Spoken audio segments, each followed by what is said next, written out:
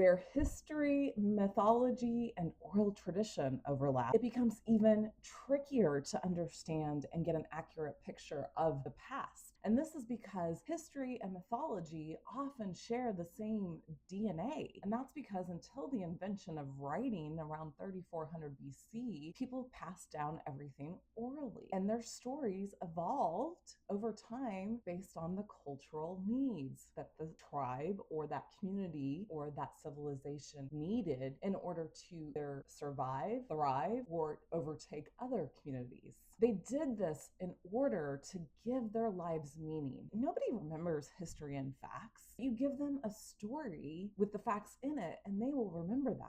And that's where mythology was developed. It was developed in order to give people meaning and to put ritual around it so that they would remember it and pass it down from generation to generation. And what they did more than anything was to make sure that they put into that story, into that mythology, the really vital points that they needed future tribes to remember. I'm going to give you an example of this in a minute, but they would seed that story with those vital parts for the future generations to remember so that the tribe and its knowledge didn't get wiped out. Now, there could be good sides of this, like, technology and evolution through the technology side, but also what we're seeing, the patriarchal side, not such good thing. Therefore, that's why it makes sense, doesn't it, that a lot of historical information evolved into mythology and vice versa, that mythology got taken as history. They overlapped. It was really hard, and it's still really hard sometimes to piece each of those out and understand what was mythology, a story that's true but not historically accurate, and what is actually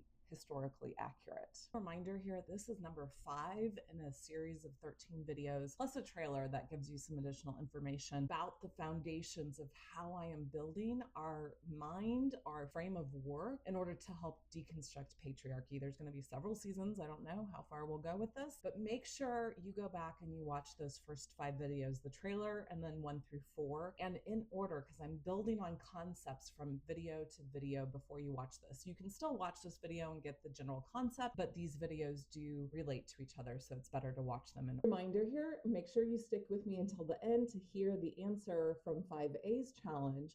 And this week, I'm going to give you this challenge up front because there's going to be answers already in this video that will give you a kickstart if you want.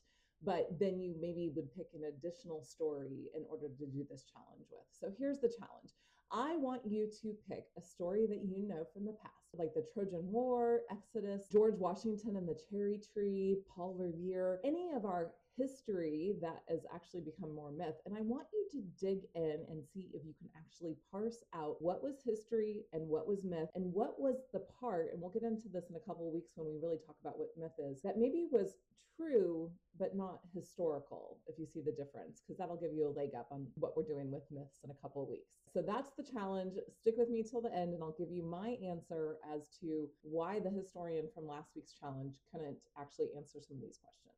Think about the Exodus story. If you don't know, it's the story where the Israelites were being held captive. They were slaves in Egypt. Moses came to the Pharaoh and said, "Let my people go." There was 7 plagues, 10 plagues. Gosh, I'm forgetting my Bible facts. Yay! Anyways, there's a whole bunch of plagues, supposedly, and Pharaoh let them go. They went through the promised land. A lot of pastors and I would say probably Jewish rabbis now see this as a liberation myth in order to share the idea of what the divine does for us, what the God of the Bible does for us. He liberates us, right? I'm not preaching any message here, believe me. But there's actually no historical evidence to show that any of the plagues happened, that there was an exodus, that the Red Sea was divided in two so that the Israelites could walk across it on bare land, and that the sea then therefore came back down onto the Egyptians and wiped them out so that the Israelites could be set free, that they wandered in the desert for 40 years. There's none of this data in our archaeological evidence or any of the other resources, because there was writing at this point in time that would point to that story being actually historically accurate. There's a true story in there about liberation and what liberation can do for us, but it's not a historically accurate story. So I hope you're getting to see the difference here. Another example we could take, Battle of Troy. What we know of it, there is historical evidence of wars that happened in and around Troy, probably about the year that it was placed in Homer's Odyssey. But most of what we know about the Battle of Troy comes from Homer's Odyssey, which we know and everybody in this modern age accepts as a literary myth describing this historical event. So again, a lot of interbreeding of these two things of history and myth interbreeding with each other. I'm going to say this in many different ways when we get to talk about myths a little bit more, but myths are not just bedtime stories. They're not falsehoods by any stretch of the imagination. They're not just these glorified hero journeys that we turn into movies nowadays, but they're actually these cultural DNA narratives that are embedded in such a way that we want to learn from them and take them into the next generations.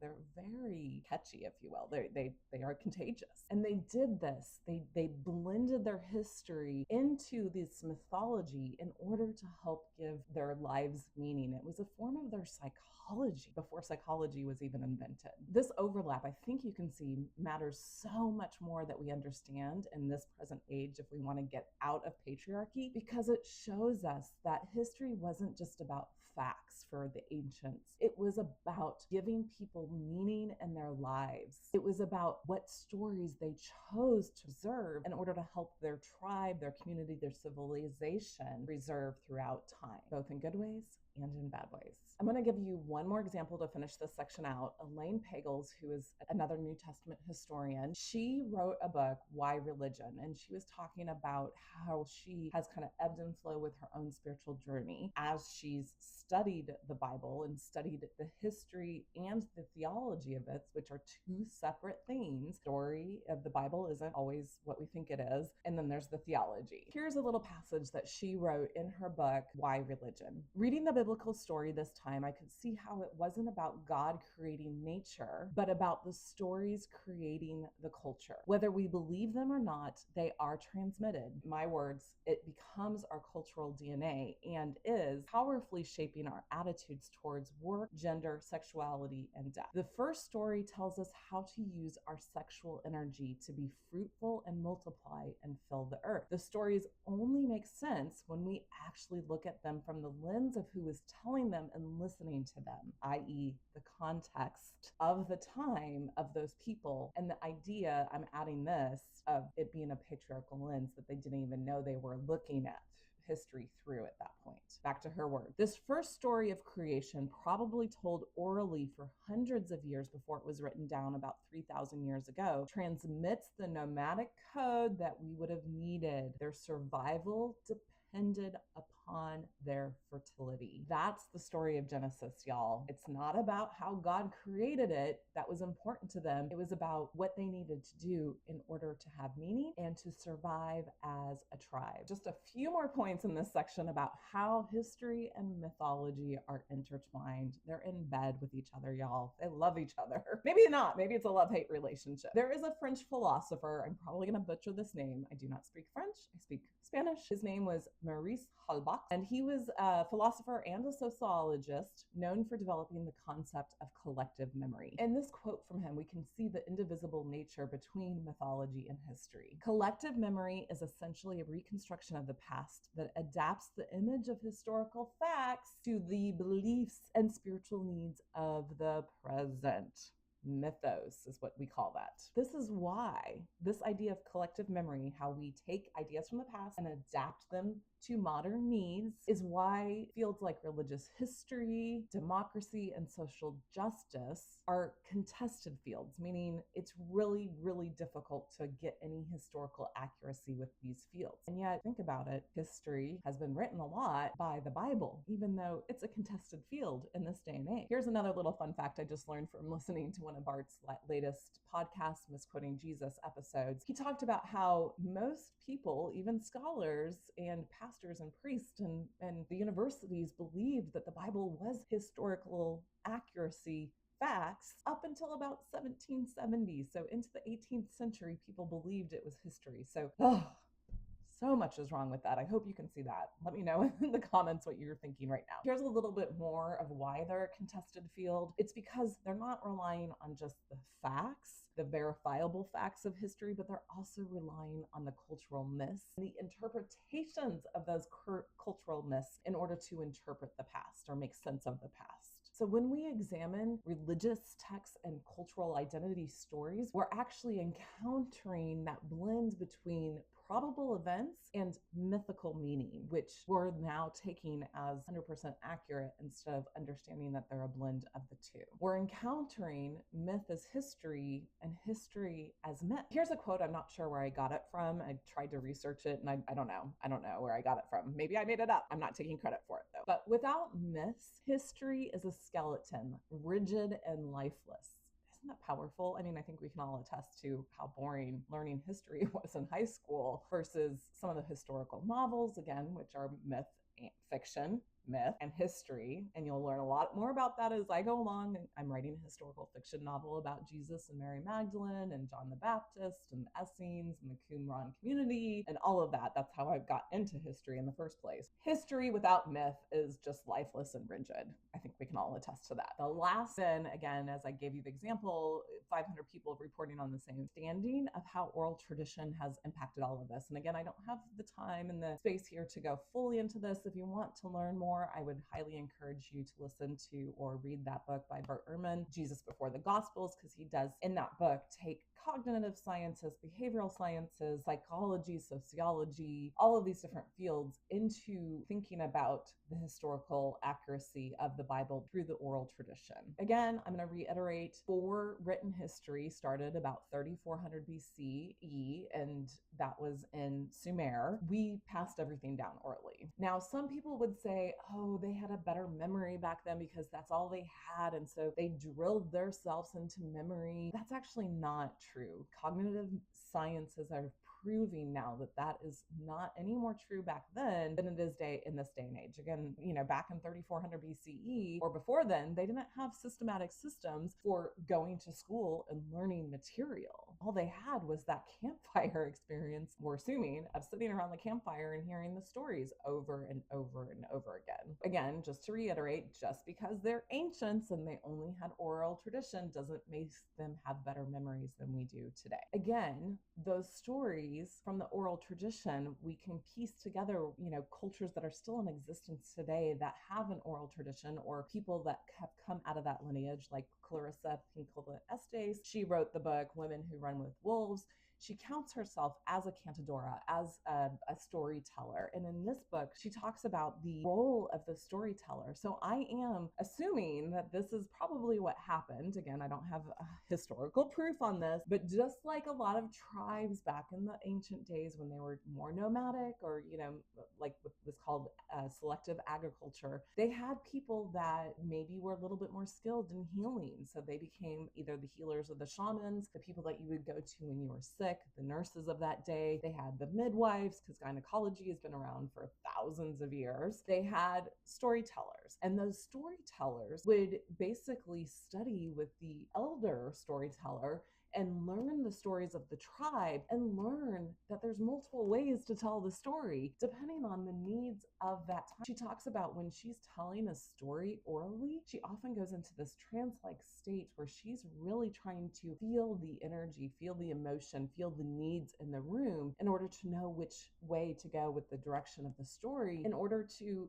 give the medicine that the story gives for the healing that might need to be happening through that story. So these stories were evolving over time until they became cemented more so with writing. Now, again, if you take this on a collective scale, the storytellers would have been taking the pulse of the entire tribe, especially if the tribe needed more land for their selective agriculture as agriculture grew, or there was a warring tribe across the way because they took their land. That's a whole other process that we talked about more in the first couple of videos of how slavery came to be. So what would they do in order to motivate and unify and get a cohesiveness in the tribe together is they crafted their stories as if they were histories of the tribe to show the divinity being with the tribe in order to help the men go out and battle in that war with the other tribes. See where I'm going with all that? The power of stories, especially in their collective identities, and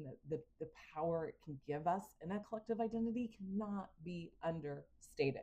I hope you're getting that from this lesson here. These powerful stories of collective identity help unify, motivate, inspire, and drive one tribe to survive and perhaps even wipe out the neighboring tribe. This means that the foundation of our earliest recorded histories, like the stories in Genesis, come from those oral traditions that were shaped, edited, and remembered based on their cultural need, i.e., the meaning making that they were doing with these stories, rather than strict factual recounting. In that book by Bart Ehrman, Jesus Before the Gospels, where he's talking about the understanding how memory plays into these stories that we know and we think of as historical versus mythology, he says this: cognitive psychologists, sociologists, and anthropologists have shown that individual and collective memory are not lawless records of the past. They're reconstructions of memory shaped by emotion, bias, and cultural context, i.e., that means the past is not a fixed entity back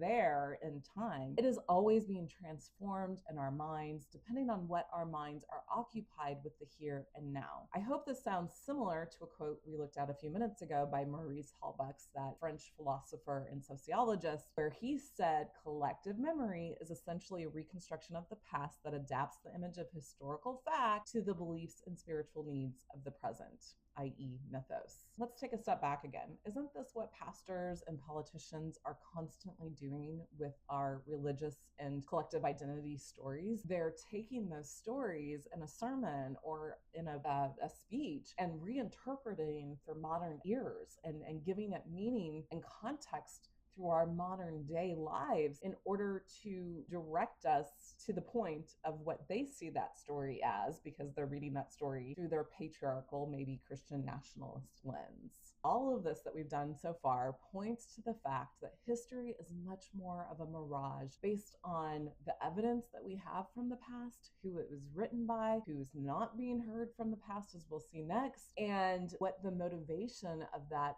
person telling the story today is in order to relate their point, their biases, their emotions to us. History is not actual data and facts. It's much more of a mirage. Anything, I hope that's what you take away from this entire lesson. All right, welcome to the end of this video where we're talking about the overlap of myth and history and oral tradition. What did you think? What are your great takeaways from this? You've seen that it's really hard to trust the history that we've been taught. It's a little fishy if you ask me. So the challenge again for this week is I really wanted you to dig into one of our great historical ideas that we think we have about the past: Exodus, the Trojan War, George Washington, the Paul Revere writing that started basically our revolution here in America.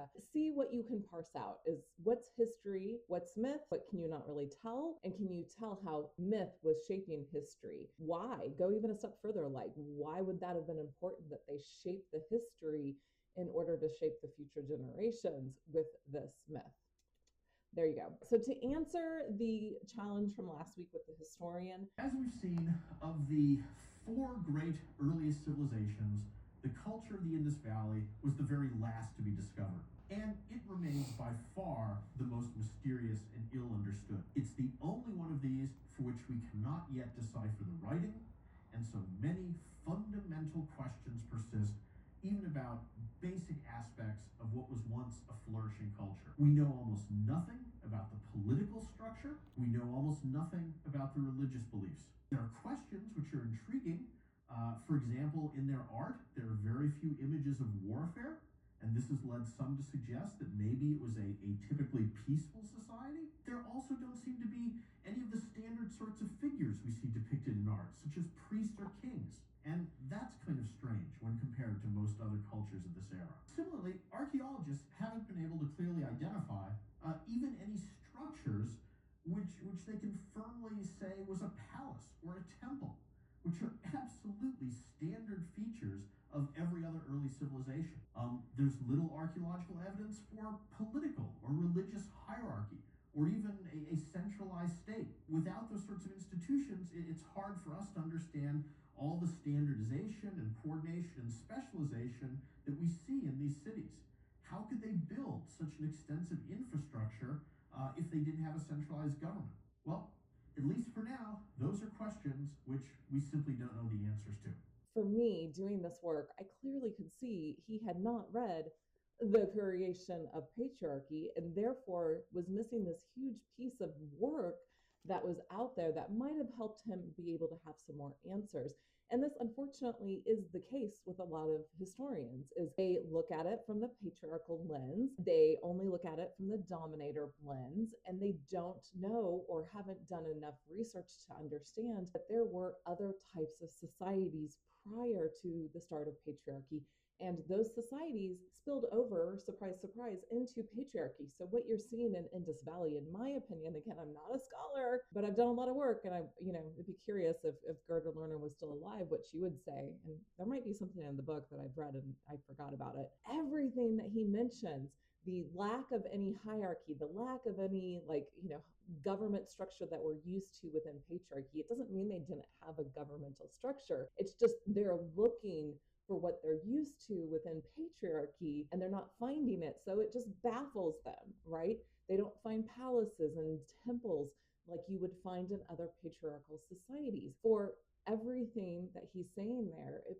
points to a partnership type of society. And as we know, or maybe I haven't said this yet, unfortunately, partnership societies tend to be more civil and less warlike, and they don't want to go to war and they get taken over by the patriarchal or by the dominator societies. Sir, I hope you got that one. If not, keep watching these videos. Go back and rewatch them because, again, I've been working with this material now for 10, 12, 15 years. And it took me that long to be able to put this kind of course together for you. And I'm watching it over and over and over again as I'm editing it. But then I'm also watching it to help me get the hours I need to get monetized on YouTube. So I am swimming in this information. And so it's becoming super simple for me to identify. And that's what I want for you and everybody else as well. Please make sure you share this video, share the challenge. I think that was one of my maybe more favorite challenges we've had, and I'll continue to look for those. I'll see you next week when we wrap up episode 5, where we're talking about, is there a way we can get at the accuracy,